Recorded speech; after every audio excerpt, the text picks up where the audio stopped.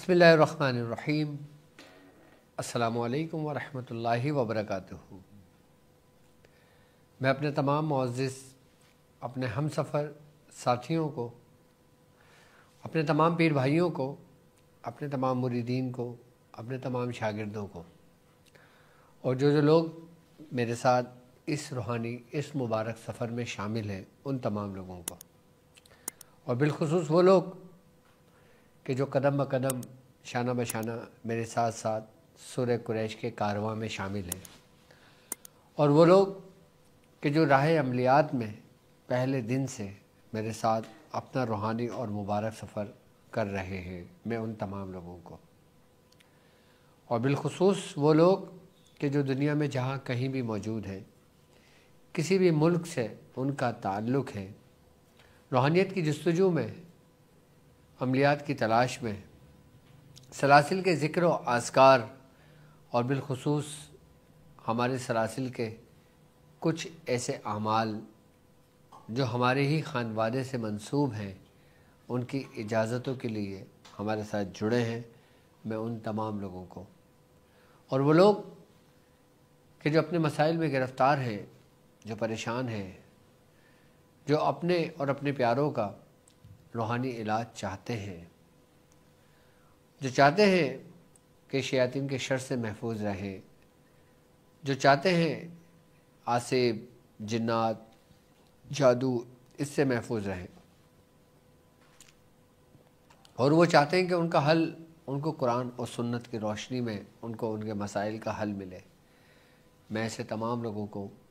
अपने ख़ानदान क़ादरिया,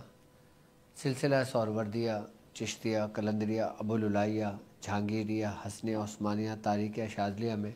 एक बार फिर अपना official YouTube channel doctor Abdul Wajid Shazli पर राह अमलियात के सीज़न 2 के एपिसोड 8 में आपको खुशामदीद कहता हूँ, और ये भी उम्मीद करता हूँ कि आप तमाम लोग खैरियत से होंगे। अल्हम्दुलिल्लाह हमारा ये कामयाबी का सफ़र अपने मंजिल की तरफ आगे रवां दवां है, और हमने ये राह अमलियात का सफ़र अल्हम्दुलिल्लाह यकुम रजब से शुरू किया, और सबसे पहला ही सबक सूरह कुरैश कहरी का जो 40 दिन आप लोगों ने करना था, अब वो मुकम्मल होने वाला है, जो हमने यकुम रजब से शुरू किया था और जो 10 शाबान में मुकम्मल हुआ। अब वो लोग कि जिन लोगों ने 40 दिन में नक्शत अदा की है, अब इसके सूरह कुरैश कहरी के बाद हमने क्या करना है। अब जिन लोगों ने इसकी ज़कात अदा कर ली है, इसको मुकम्मल कर लिया है, अब मुकम्मल करने के बाद इसको 111 मरतबा अपने विर्द में रखें, और 111 मरतबा अपने विर्द में रखने के बाद अब सूरह कुरैश कहरी को अपने इस्तेमाल में लेकर आएँ। आपने इतनी मेहनत इतनी रियाजत की है तो आपको उसका सिला तो मिलना चाहिए, आपको तजर्बात तो करने चाहिए, और तजर्बात वही कि जो हम पहले ही कर चुके हैं मुख्तलिफ़ कामों में। सबसे पहले आपने करना ये है कि जब आपने इसकी ज़कात अदा कर ली और जब आपकी ज़कात अदा हो जाए, बाज़ लोगों ने लेट शुरू किया था, जब उनकी ज़कात किसी भी तारीख़ को मुकम्मल हो उसके बाद उन्होंने करना ये है कि 1 गिलास पानी और 1 गिलास दूध और कुछ भी मीठा जो आप घर में बना सकें वो आप रख लें। अगर मीठा नहीं बना सकते तो मीठी चूरी बना लें, यानी कि कोई रोटी चूर के गुड़ के अंदर इसमें मीठा डाल के इसको आप चूरी करके आप इसको रखें, और फिर आप फातिहा दें। फातिहा देने के बाद आप सरकार दो आलम सल्लल्लाहु अलैहि वसल्लम की बारगाह में इसका इसाल करें, और इसका इसाल करने के बाद फिर तमाम अंबिया कराम और तमाम दर्जा बदर्जा उसको पेश करते हुए फिर आप बिलखुसूस सूरह कुरैश कहरी के जो मौकलान हैं, जो उनके मातेहत हैं, इनको नज़र करें, इनको पहुँचाएँ, और बिलखुसूस सैयदना गौसुल आज़म हज़रत पीराने पीर गौसुल आज़म हज़रत सैयदना शेख अब्दुल क़ादिर जिलानी रहमतुल्लाह अलैह के रूह अक़दस को पहुँचाएँ। उसके बाद आपका अमल ये जारी हो जाएगा। फिर आप अपने अमल को अपने کاموں کے لیے اس کو استعمال کریں۔ اگر کسی کا اتار کرنا ہے تو 11 مرتبہ پڑھ کے اس کو کریں۔ کسی پہ لیمو اتار کے کاٹنا ہو، ہر لیمو پہ 3 مرتبہ پڑھ کے اس کو اتار بھی کر سکتے ہیں، کاٹ بھی کر سکتے ہیں۔ اور جو کچھ طریقہ کار میں اپنی ویڈیوز میں بتا چکا ہوں، چاہے وہ کسی بھی پڑھائی کے ذریعے ہو، اور اگر آپ دیکھیں کہ تشخیص میں اگر کسی کے اوپر کوئی چیز سرزد ہوتی ہے، کوئی چیز ظاہر ہوتی ہے، تو آپ اپنا کام اس سورہ قریش کہری کے ذریعے کریں گے تو یہ بہت تیزی سے کام ہوگا۔ تو میری طرف سے میرے تمام چاہنے والوں کو اس کی اجازت ہے۔ اب 111 بار اس کو ود میں رکھیں۔ اب ماہ شعبان کا مہینہ ہے تو اپنے آپ کو تھوڑا سا ویسٹ مت کریں، بلکہ درود پاک کا اہتمام کریں، بالخصوص سورہ توبہ کی آخری 2 آیات کا۔ اور ابھی انشاءاللہ تعالیٰ کچھ دنوں بعد ہم چاند کی 13، 14 اور 15 شب میں بھی داخل ہوں گے، تو یہ 3 دن بھی آپ کے لیے بہت اہمیت کے حامل ہیں۔ اور اس 3 دن میں بھی آپ چاہیں تو سورہ قریش بھی اس میں کر سکتے ہیں، اس کے علاوہ سورہ مزمل شریف کی بھی زکوٰۃ ادا کر سکتے ہیں۔ اگر آپ چاہتے ہیں کہ آپ کے پیارے اس دنیا سے رخصت ہو گئے ہوں، آپ ان کی زیارت کریں، یا آپ معلوم ہو کہ آپ کے پیارے کس حال میں ہیں، اور آپ ان کو اصال و ثواب کے لیے بھی یہ عمل کر سکتے ہیں۔ عمل ہے سورہ مزمل شریف۔ 3 دن اگر آپ حافظ قرآن ہیں، آپ کو سورہ مزمل شریف حفظ ہے، تو آپ 13 تاریخ کو 120 مرتبہ، 14 کو 120 مرتبہ اور 15 کو 120 مرتبہ سورہ مزمل شریف پڑھ کے اور اس کے بعد فاتحہ دے کے بالخصوص اپنے پیاروں کو جو دنیا سے رخصت ہو گئے ان کی روحوں کو بخشیں اور ان کے لیے دعا کریں۔ اللہ تبارک و تعالیٰ آپ کے پڑھنے کی برکت سے ان پر رحم کرے گا، اور جب وہ جنت میں ہوں گے تو وہ اعلیٰ مقام، ان کے درجات بلند ہو جائیں گے، یعنی کہ وہ اور بلند مقام پر ہو جائیں گے۔ ایک تو یہ ہے نا کہ اگر وہ آزمائش میں ہو، اگر وہ عذاب میں ہو، اگر وہ کسی اس میں مبتلا ہوں، کرب میں، تو آپ کے پڑھائی کی وجہ سے، آپ کے پڑھنے کی وجہ سے، آپ کے اصال کرنے کی وجہ سے اللہ رب العزت ان کو اس کرب سے نجات دے گا، اس عذاب سے نجات دے گا، ان پر رحم کیا جائے گا، کیونکہ یہ تاریخیں بڑی پسندیدہ تاریخیں ہیں اللہ کے دوستوں کے نزدیک، ان کے لیے۔ اور بالخصوص انہی تاریخوں میں شعبان میں شب برات بھی موجود ہے، تو اس کی بھی ایک تاثیر ہے، اس کی بھی ایک عجیب لذت اور ایک برکت ہے اس کی بھی۔ اپنے پیاروں کے لیے سورہ مزمل شریف کا عمل ضرور کیجیے گا، اور اس کے علاوہ اگر سورہ مزمل شریف کا عمل نہیں کر سکتے تو کم سے کم سورہ قدر 121 اور 122 مرتبہ 3 دن میں یہ عمل کر کے اپنے پیاروں کے لیے کر سکتے ہیں۔ اس کے لیے بھی میری طرف سے اجازت ہے۔ طریقہ کار یہی ہوگا، فوائد یہی ہوں گے جو میں نے سمجھائے آپ کو، چاند کی 13، چاند کی 14 اور چاند کی 15 تاریخ کو۔ تو کیوں نہ کہ جب ہمارے لوگ اتنی محنت کر رہے ہیں، ہمارے ساتھ اپنا روحانی اور مبارک سفر کر رہے ہیں، سورہ قریش کہری کی بھی زکوٰۃ ادا کر رہے ہیں، نقش 15 کی بھی زکوٰۃ ادا کر رہے ہیں، اور پریکٹس آف میڈیٹیشن میں بھی اپنے آپ کو مصروف رکھے ہوئے ہیں۔ جس طرح کل میں نے سورہ 15 کے نقش کی میں نے آپ کو ترتیب و طریقہ کار سمجھائے اور ہر خانے کے ایکٹیویشن کے طریقہ کار آپ کو بتائے۔ یقیناً آپ نے اپنی بیان میں اس کو نوٹ کیا ہوگا، آپ نے ویڈیو سیو کر لی ہوگی، ڈاؤن لوڈ کر لی ہوگی۔ آپ کو جب سننے کا دل کرے، جب آپ کو کچھ کام ہو تو آپ اس ویڈیو سے ہیلپ لے سکتے ہیں۔ کل کا جو ہماری ٹرانسمیشن ہوئی ہے، کلاس ہوئی ہے، وہ خاص کر ان لوگوں کے لیے تھی جو روحانی معالج ہیں، جو عاملین ہیں، جو کام کرتے ہیں۔ اب ہم آج کی جو ہماری خاص کلاس ہے، اس میں کچھ سوالات لوگوں کے ہیں، جو بھی میں سوال بھی لیتا رہوں گا، لیکن ان سوالوں کے ساتھ ساتھ میں نے ایک ٹاپک بھی آپ کے لیے رکھا ہے۔ وہ ٹاپک یہ ہے کہ جو آصف زدہ مقامات ہیں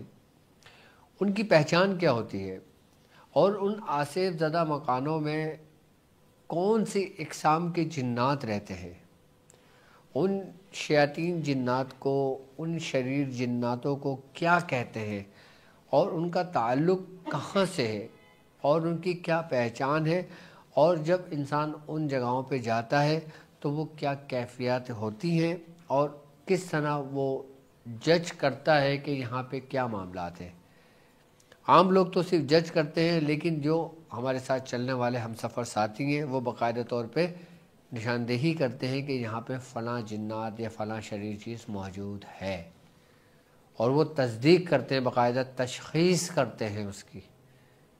اور اگر وہ چاہیں تو اس کا علاج بھی بہت احسن طریقے سے کر سکتے ہیں، کیونکہ میں طریقہ کار سب سمجھا چکا ہوں۔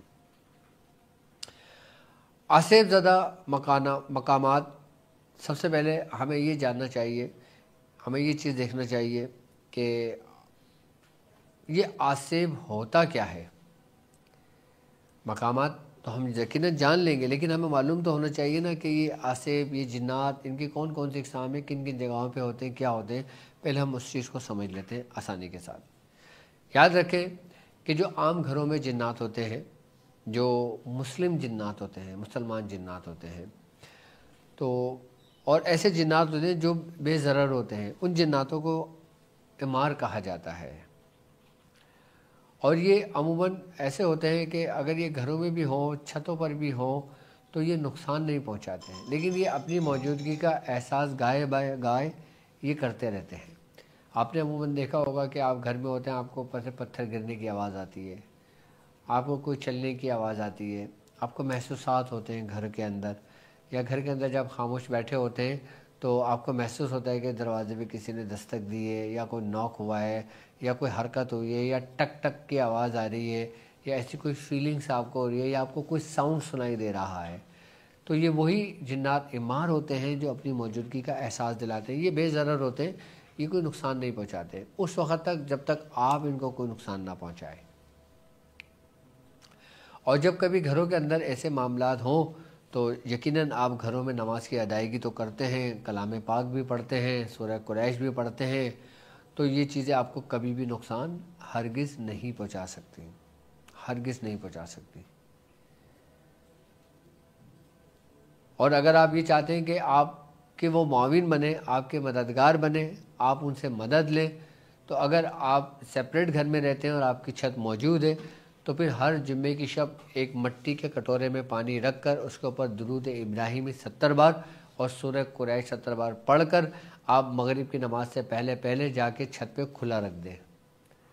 اور اس کو واپس آ جائیں اور پھر چھت پہ نہ جائیں۔ اور پھر جس مقصد کے لیے آپ یہ کرنا چاہ رہے ہیں، آپ یہ چاہ رہے ہیں کہ وہ آپ کی مدد کریں یا آپ کے کاموں میں آپ کی ہیلپ کریں، تو یہ آپ نیت کر کے اپنی چھت پہ رکھ کر نیچے اتر سکتے ہیں، اور اس کے بعد دوسرے دن جب آپ جا کے دیکھیں گے تو وہ بالکل خشک ہوگا۔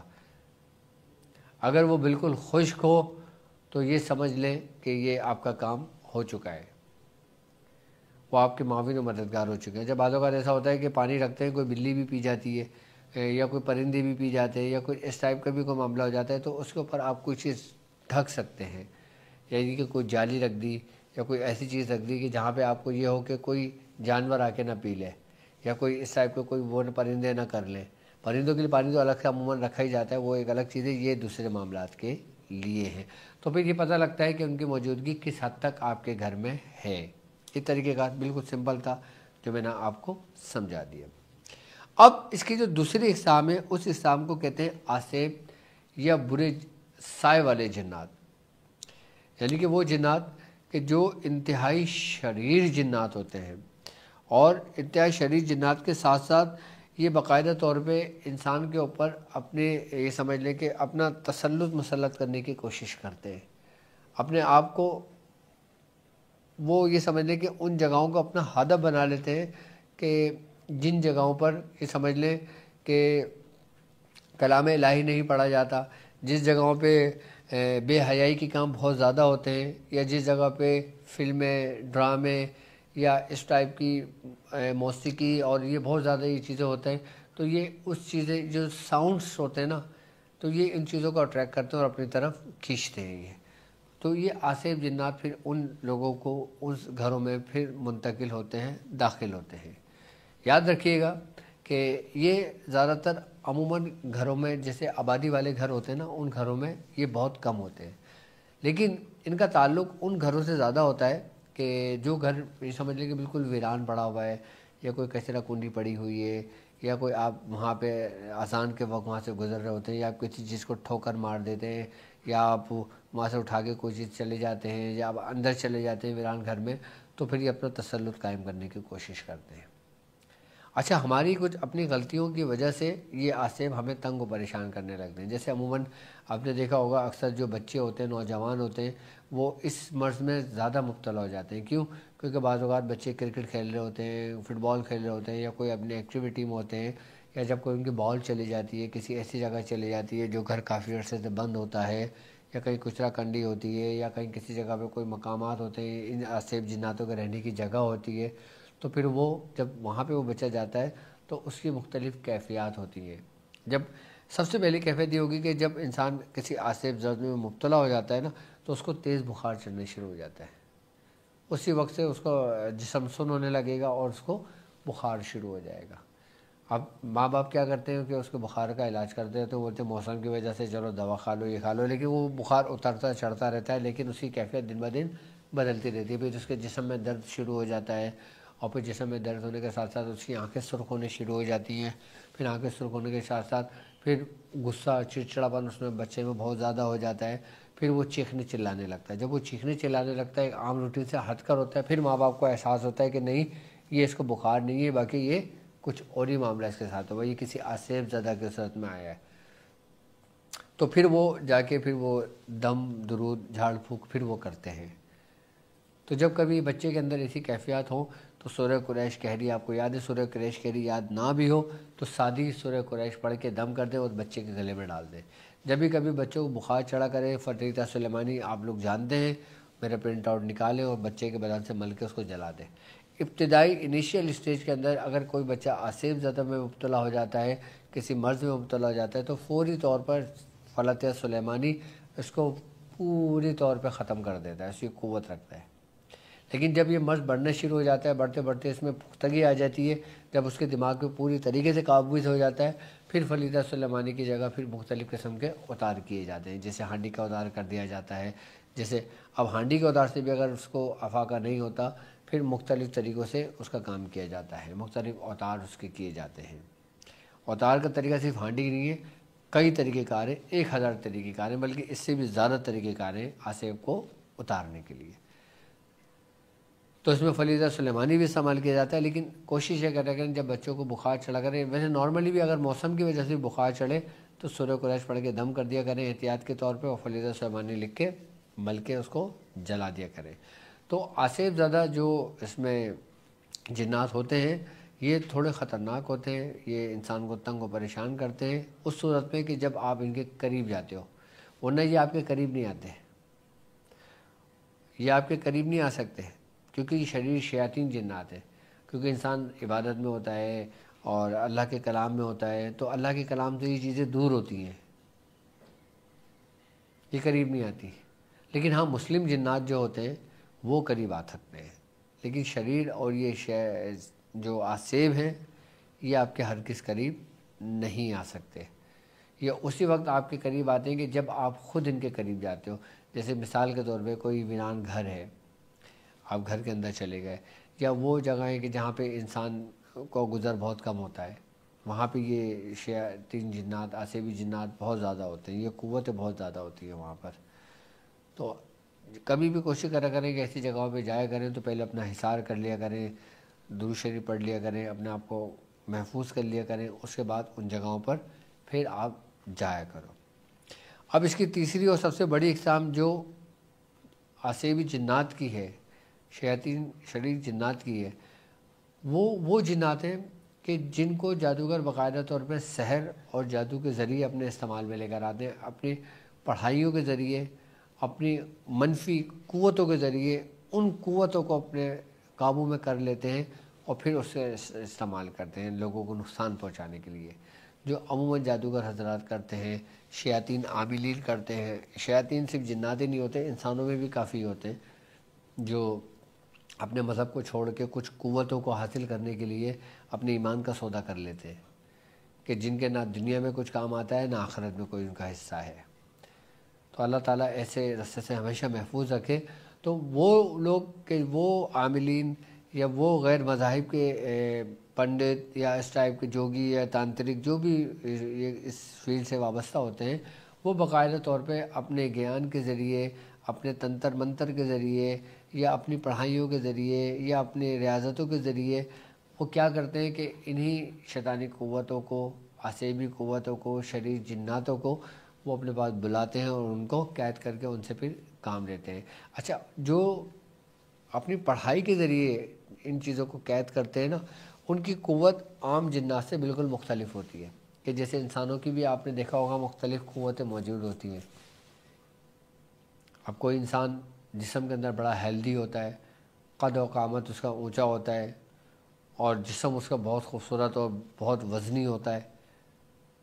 بہت قوی طاقتور ہوتا ہے، اور کوئی انسان بالکل دبلا پتلا ہوتا ہے۔ بالکل اسی طریقے سے جس طریقے سے قوتیں انسانوں کے اندر موجود ہیں، تو غیبی قوتوں میں بھی قوتیں باقاعدہ موجود ہیں، لیکن ان میں حجم کا نہیں ہوتا۔ انسان میں تو حجم کا ہے، تعلق ہے نا، جسم سے تعلق ہے نا، لیکن جناتوں میں ایسا نہیں ہوتا۔ جناتوں میں یہ ہوتا ہے کہ جو جنات سب سے زیادہ شریر ہوتا ہے، سب سے زیادہ وہ شیطانی قوتوں میں، شیطانی کاموں میں ملوث ہوتا ہے، اس کی قوت اتنی ہی بڑھتی چلی جاتی ہے۔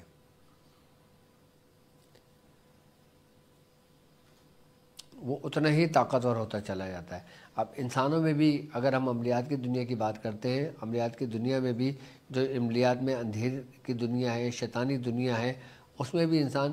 جتنا ہی سمجھ لیں کہ بد کردار ہوتا چلا جاتا ہے، شیطان کی قریب ہوتا چلا جاتا ہے، شیطان کو پوجنا شروع کر دیتا ہے، اپنے دین کو چھوڑ دیتا ہے، تو پھر وہ شیطانی قوتوں میں اتنا ہی طاقتور ہوتا چلا جاتا ہے۔ لیکن وہ شیطانی طاقتیں